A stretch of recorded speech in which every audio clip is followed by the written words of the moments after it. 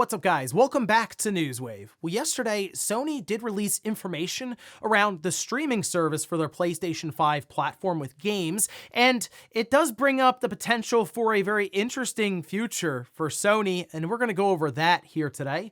Also, we are going to be talking about a recent update that Nintendo pushed for the Switch that looks very basic at the surface, but maybe brings up many questions when you look under the hood. And we'll also be talking about PlayStation Plus Extra and Premium because Sony released the list of games going into the service this month. And if you were someone like me hoping for PS2 games, well, get the MVG meme ready because it's time to prepare for disappointment. Guys, if you enjoy these videos, make sure you hit that like button, helps out a ton. And if new here to the Spawnwave channel, make sure you subscribe down below. And we're gonna start today with Grand Theft Auto 6. At least a classification that popped up in Australia, which we can see it here. Now, this is the classification board, of course, where you'll get different games rated. This one, MA 15 plus restricted. Might even have to be higher than that if this was the actual Grand Theft Auto 6. This seems to be kind of a trend that people have been spotting recently. I guess people are just submitting fake classifications for games. I don't know if it's just kind of to troll the internet or something. But as you look through this a bit more, I mean, classification date was April 2nd, 2023. But like GTA Net, for example, on Twitter, compared these to more legitimate classifications from actual Rockstar Games submissions. And I mean, some of the information that's posed in the description and stuff, it's much more detailed with something like Red Dead Redemption 2. And they have the capitalization and spacing and all these things correct. And this is definitely going to be something that happens with GTA 6, whether it's fake leaks getting out there through places like 4chan or something like this where people just have a little bit of fun and type it up into a classifications board and get it through, whether it's with a poorly set up Rockstar Games or just some weird sounding company. So here's hoping we maybe find out more from Take-Two at the Game Awards, always possible, or maybe just a random trailer drop at any point. But yeah, I think we've waited long enough for GTA 6. So long, in fact, that we're now getting just fake classification entries. Also, here's a funny situation that took place with Super Mario Bros. Wonder, some of the marketing that Nintendo's doing. They pushed this short, and it's on their YouTube account in Japan and in America. And you can see here Nintendo of America's Twitter account, where it has Princess Peach and Bowser, where he's bringing her flowers, or a flower. Then she turns into an elephant, and he brings her a whole bouquet of flowers. And it's really funny because obviously they're just trying to, I don't know, be lighthearted and stuff here, but the comments and the reaction online, well, it's a lot of questions, I'll say that, in the comments. And I mean, it blew up online. It has over 1 million views on this short in less than what, like 12 hours or something. It happened very, very quick. So I mean, the shorts, like I said, they're fun because they're making quite a few of these. This one just maybe hit a little different than Nintendo was expecting. Oh, and while we've been talking about all these different sales that are going on this week, there was one bundle that popped up that I figured I would just bring to people's attention. It's from Humble Bundle and it's with Bandai. And I looked through it and even I picked it up. It was $10, I think, to get all of them. And you can see the snapshot of games here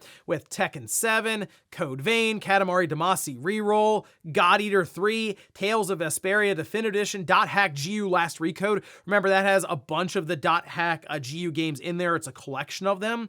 And then there's also Pac-Man Museum Plus. They have coupons for like One Piece Odyssey 50% off. And then Tales of Arise 25% off coupon. I don't know if those stack on top of already like in place sales on Steam, but still, really the games I'm looking at are like the 7 that come with it at $10. That's pretty good. These would be for Steam, so keep that in mind. I feel like if you have a Steam Deck, this would be a pretty cool bundle to pick up, especially maybe if you're expecting to get a Steam Deck or a ROG Ally or something this Christmas. Might not be a bad idea to take advantage of some of these deals and start building up the Steam library. And guys, with some of the quick news out of the way, let's get into the bigger stuff. Let's start right away with the recently announced PlayStation 5 streaming service, or just access for PlayStation Plus Premium members.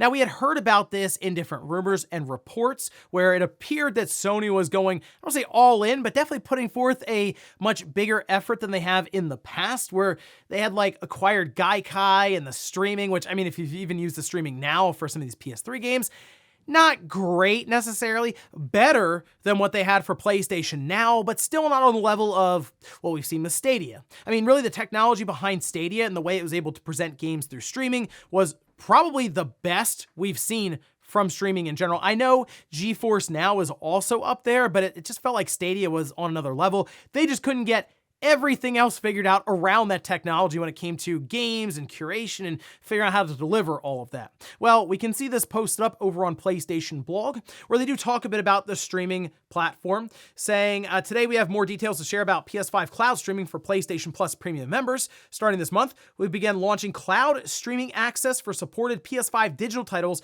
within the PlayStation Plus game catalog and game trials, as well as supported titles in the PS5 game library that PlayStation Plus premium members own. So if you're in PlayStation Plus Premium, you already have a large selection of games because that comes with extra, right? I mean, obviously they do name some games here that'll be part of it, such as Marvel's Spider-Man Miles Morales, Horizon Forbidden West, Ghost of Tsushima, Mortal Kombat 11, Saints Row 4. They name some of the game trials, Hogwarts Legacy, Witcher 3, Callisto Protocol, and they also talk about digital titles PlayStation Plus Premium members own. So if you've already bought them and it's outside of their extra tier or anything like that, like Resident Evil 4, Dead Island 2, Genshin Impact, Fall Guys, and Fortnite, you'd be able to access those through the streaming service. Another part of this is they are talking about resolution up to 2160p or 4K, also supports 1440p, which is, I think, something kind of interesting because 1440p wasn't available for PlayStation 5 out of the gate. Remember, that was a resolution added down the road through updates. So to see it there as part of the initial offering, I mean, it makes sense considering they have that in place now, but still, it's something they were able to, I guess, include here alongside the updates they pushed early on in the PS5's life. Along with the 4K resolution, they will be offering up to 60 frames per second, SDR or HDR output. They have 5.1 and 7.1 surround, as well as Tempest 3D audio tech. And then also when it comes to capturing screenshots and recording up to 3 minutes of video, this will all be available. They're going to be rolling this out different weeks based on regions. So Japan, they're targeting October 17th, next week. The following week, that'd be Europe, October 23rd. And then to round out October, that'd be North America, October 30th. And this is definitely a service to keep an eye on, especially for the future of PlayStation, because there is potential that while it's just on PlayStation 5 now, as in you need a PS5 to access the service, they're saying right now at launch it's on PlayStation 5, which tells me there's probably plans to roll this out, I mean, almost across the board when it comes to computer, so you can play it on your PC, on your phone, on maybe that PlayStation Portal. I mean, that's where it makes the most sense because that's still within Sony's like hardware family, right? You buy the tablet with a DualSense on either side, it lines up perfectly with what the DualSense would be used on for the PS5, and it just streams through your router. I mean, it's already accessing your PlayStation 5 through that, or of course, the internet if you're somewhere else and you're using a hotspot or just an open Wi-Fi connection. So I feel like this is just kind of the start of that, and it's significantly different based on some of the reports that we were hearing with the technology that they were investing in for these data centers than their last outing with Gaikai and some of the more basic streaming, we'll say, with the PlayStation 4. So interesting stuff. It's still streaming, so I kind of still look at it as more of a benefit for a membership you may already be a part of with PlayStation Plus Premium, but we assume as technology continues to improve over time, who knows, 10, 15, 20 years from now, maybe it will be that one-to-one experience and you don't need a console. I feel like Sony is at least hedging their bets here by having a respectable, we'll say, cloud streaming service to push forward with. And I guess we'll see throughout the month how things work out for this when a bunch of people get to access it after the floodgates open. Next up, let's talk about PlayStation Plus Extra and Premium with the October games that are slated to go into the service October 17th. We can head over here to PlayStation blog where they list all the different titles. We'll start with PlayStation Plus Extra and then work our way over to PlayStation Plus Premium with the retro offerings. Anyway, from the top, we do have Gotham Knights. I've talked about this at length. It's not a very good game, but hey, it's in the service. You can download it and try it out and find out for yourself. Disco Elysium, The Final Cut, that is a good game. That one, of course, on PS4 and PS5. Then we have the Dark Pictures anthology, House of Ashes. Alien Isolation, great game, definitely worth checking out there. A good thing I feel like to jump into, maybe around that Halloween season. Alien Isolation, I think, plays in really, really well for that kind of atmosphere. Dead Island Definitive Edition, Outlast 2, Elite Dangerous, Far Changing Tides, Gungrave Gore, Eldest Soul, and Roki. Now, a lot of those are ones we already had gone over, so the thing that I was really curious about would be the PlayStation Premium offerings, the classics, right? What exactly are they gonna get into here? Well, we have Tekken 6, Soul Calibur Broken Destiny, Ape Escape Academy, and IQ Final. So yeah, what a lot of PlayStation Portable games, I guess, here for the most part.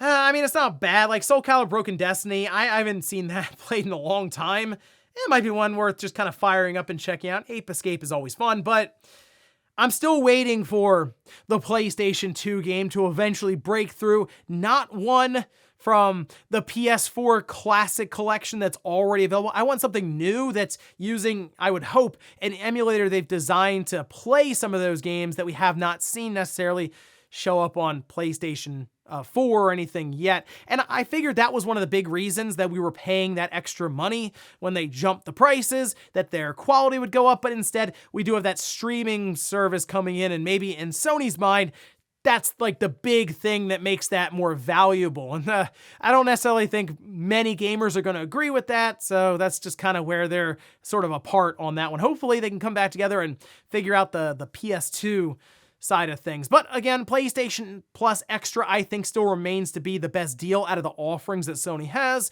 And while it occasionally gets a Gotham Knights, there are a lot of games in there that are really good to balance it out. And otherwise, you can at least try Gotham Knights, and hey, who knows, maybe you like it. But anyway, all this stuff, again, will be available starting October 17th. Next up, let's talk about Nintendo and an update they pushed for the Switch. This was firmware update 17.0.0. So that full number version jump that people look at and expect, oh wow, there must be something cool here, like themes or folders, or really better folders. We have like groups and stuff. You get what I mean? Like some kind of big upgrade or addition for the OS. In this case, though, we can see, yeah, it's general system stability improvements to enhance the user's experience. So not much really is the general consensus when you first look at that. Now, as you figure, people are going through the code and the data and trying to figure out what's been changed. For example, Oatmeal Dome says pretty much every system component was updated. This is normal, though, for major updates, as the entire OS is rebuilt with a newer SDK version. And to go a bit further, they say new error code messages were added. Various home menu messages were changed. A bunch of its GUI files were also changed for whatever reason. Time zone data was updated, and they have a bad word list that they continue to update.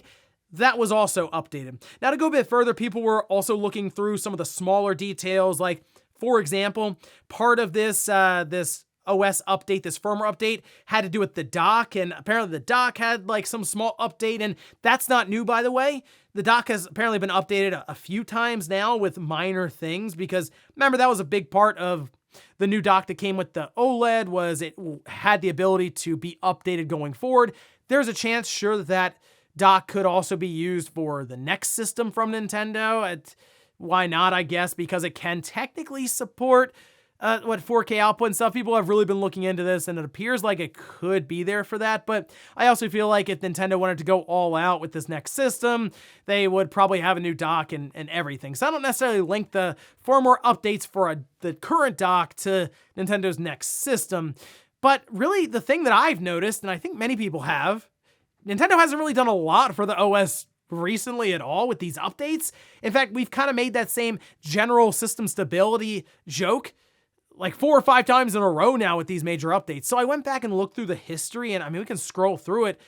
Yeah, not much. I mean, really, we'd have to go all the way back to like the first quarter, I think, of 2022. Yeah, I feel like we had April 4th, 2022, but then before that, March 21st, 2022 with system update 14.0.0 when we had the groups feature added. Otherwise, it has been a lot of general system stability for these big firmware jumps.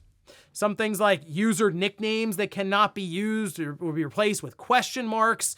And then just a lot of general system stability. So it almost does feel like Nintendo, a while ago, a year and a half ago, has moved away from doing any substantial updates to this OS, which, hey, who knows? Maybe that means they're just like full speed ahead on the next OS and figuring all of that out, because there are a lot of glaring weaknesses with the current OS that we're using with the Switch, and when you get to the eShop, good luck on that one. So maybe that's just where we are now. Nintendo has kind of moved away from this like completely quietly sunset doing anything major internally with this current Switch, and moved to the next one when it comes to all of the operating system updates and that sort of thing. But yeah, it's very, very quiet on the firmware update front. Not necessarily that they're doing them, just that it's all general system stability. And in our last bit of news, let's talk about Assassin's Creed Mirage, which came out about a week or so ago, and we have at least an update around how it's doing, at least in Ubisoft's mind, which